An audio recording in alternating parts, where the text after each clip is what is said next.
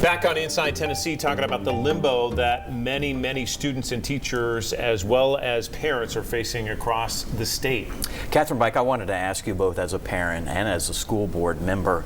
A year ago when you all came to talk to us on this program about this, obviously there was a lot of stress, distress by parents and even school kids, students, about the great unknown. I wonder if that was all really necessary, if we sort of didn't have to put everybody through a whole lot of stress, and if there are some things that are being done now to kind of help decelerate that, take care of that.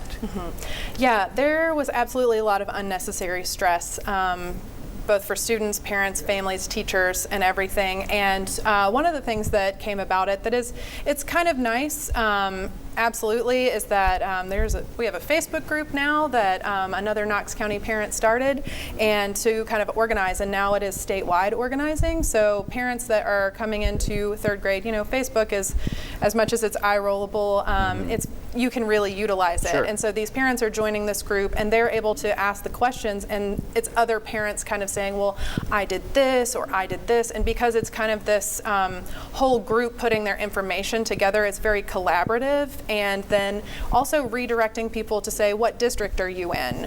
Where does your child go to school? Well, here, I looked up on the website. Here's a link to your school district. What's the name of that group? Things like that. Oh, gosh, it has a long name, unfortunately. It's a MIN TCA, and then it's the If they go to your Facebook page, could they find it? Absolutely. Yeah. Yes, okay. Absolutely. And you wanted to point out something that you're working on as a board member as well. Yes.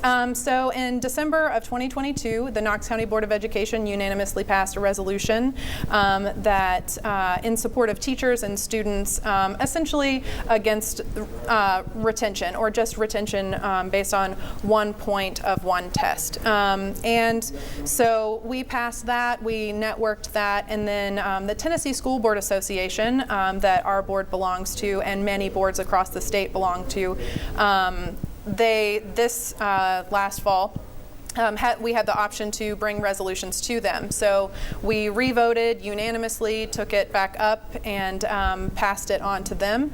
They loved it, they wanted to adopt it, and so I was able to speak to that in November to them, and I felt very grateful for that opportunity to share my story and my son's story. And so they've adopted it, and they are now advocating for it. And I really appreciate that, because they are keeping me in the know, and they are they are in Nashville, and they are working on it. But one of the things that has really stuck with me is that there are these 7 things that have come up that to kind of create a whole picture of whether a child should be retained or not. And we know that retention is not necessarily the answer, but if you look at these 7 things, and I won't read them all, but like one of them is overall academic achievement of the student, a student's attendance record, because that's something that a lot of people don't think about, a student's social and emotional maturity, and just this whole picture. And then also state assessments as applicable.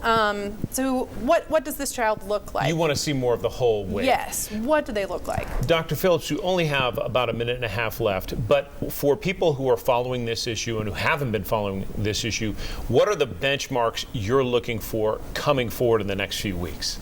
Yeah, so we're looking for support from the department, from the Tennessee Department of Ed.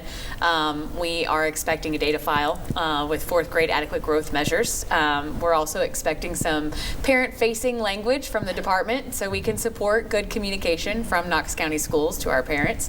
And we're also looking forward to our spring universal screener. So for our 3rd grade students, we're looking to see kids scoring at that above the 40th percentile. And we're looking as a measure of predictive success for our students in the 4th grade space to also be above that 40th percentile, especially those kids that need to meet that adequate growth measure. We appreciate your perspective, your insight, and expertise. And Catherine Bike, we appreciate you sharing your story once again with us. Thank you both for being here this morning. Thank you. We'll be back with our talk around right after this with Don and Eddie.